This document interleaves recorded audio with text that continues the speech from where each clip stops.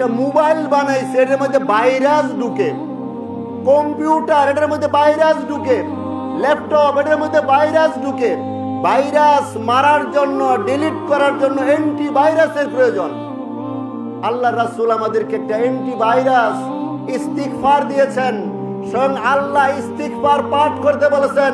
এই ইস্তিগফারের মাধ্যমে বান্দার যত গুনাহ সব আল্লাহ মাফ করে দেয়।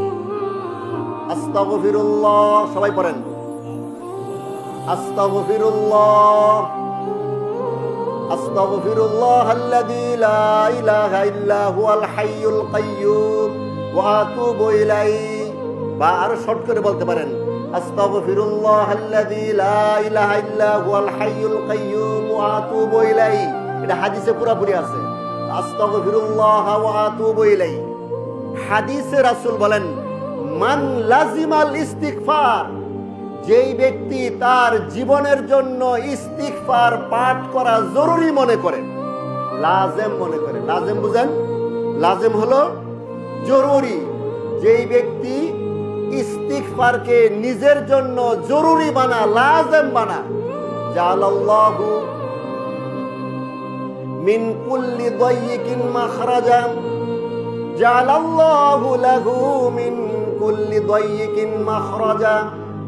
রাসূল বলেন যেই বান্দা, যেই উম্মত সর্বক্ষণ ইস্তিগফার করবে, আস্তাগফিরুল্লাহ আস্তাগফিরুল্লাহ আস্তাগফিরুল্লাহ পড়বে, সুযোগ পাইলেই পড়ে, পড়তেই থাকে, তাকে 5 প্রকার সম্মাননা দেওয়া হয়। কয় প্রকার বলেন?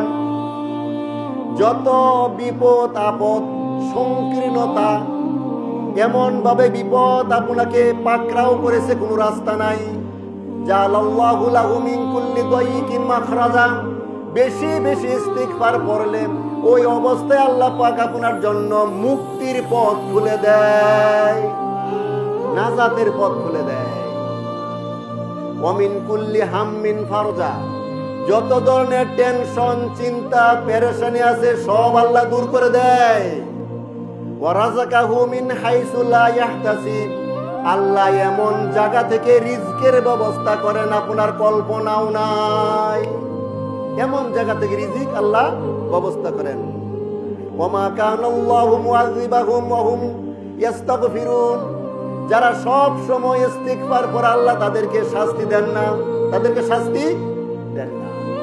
আর ইস্তিগফারের বদৌলতে আল্লাহ সব গুনাহ মাফ করে দেন। তাহলে কষ্ট, ক্লেশ, দুঃখ, দৈন্য আল্লাহ দূর করে দেন, টেনশন দূর করে দেন, আল্লাহ রিজকের ব্যবস্থা করেন। আল্লাহ পাকের তরফ থেকে তাৎক্ষণিক কোনো আযাব গজব দেন না। আর আল্লাহ বান্দার সব গুনাহ মাফ করে দেন।